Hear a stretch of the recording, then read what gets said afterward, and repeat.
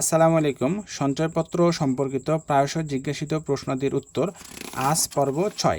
এ পর্বে আপনাদেরকে আমি জানাবো যে সঞ্চয়পত্রে আপনার যে মুনাফা পাবেন, মুনাফা থেকে কত পার্সেন্ট উচ্চ কর কাটবে, নমিনি করা প্রয়োজন কিনা, নমিনি নাবালককে নমিনি করতে পারবেন কিনা, সঞ্চয়পত্রের মূল মালিক মারা গেলে কে সঞ্চয়পত্রটা ভাঙাতে পারবেন, সঞ্চয়পত্র কোথা থেকে ভাঙাতে হবে।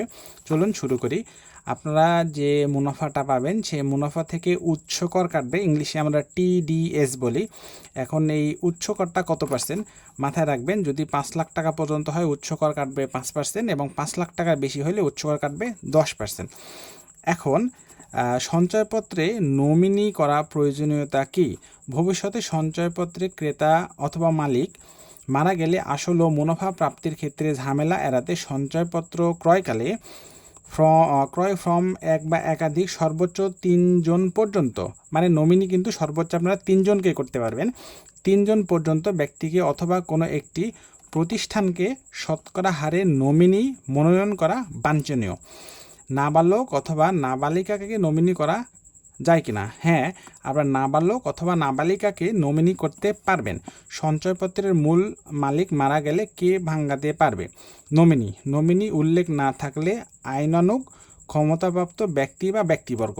মাথায় রাখবেন, নমিনি যদি না থাকে তাহলে যারা আসলে উত্তরাধিকারী আছেন, আইনানুগত, এখানে দেখুন কী লেখা আছে, নমিনি উল্লেখ না থাকলে আইনানুগ ক্ষমতাপ্রাপ্ত ব্যক্তিবর্গ।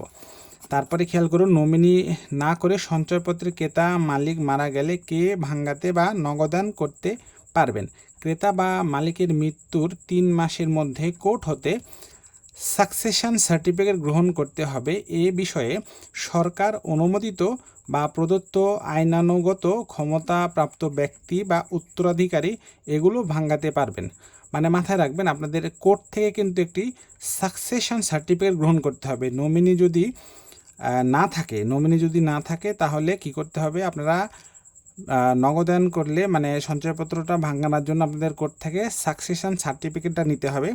তারপরে খেয়াল করুন, বিনিয়োগকারী ও নমিনি উভয় মারা গেলে কে ভাঙাতে পারবেন? দেখেন, আপনি নমিনি করে রাখছেন, নমিনিও মারা গেল এবং যিনি বিনিয়োগ করছেন উনিও মারা গেল। তাহলে খেয়াল করুন, সাকসেশন সার্টিফিকেট এর বিপরীতে আইনানুগ উত্তরাধিকারী ভাঙাতে পারবেন।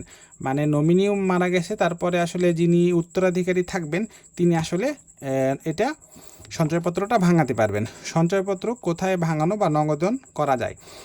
বর্তমানে ক্রয়কৃত সঞ্চয়পত্রের মুনাফা ও আসল মেয়াদ পূর্তিতে গ্রাহক ব্যাংক হিসেবে স্বয়ংক্রিয়ভাবে ইএফটি এর মাধ্যমে জমা করা হচ্ছে।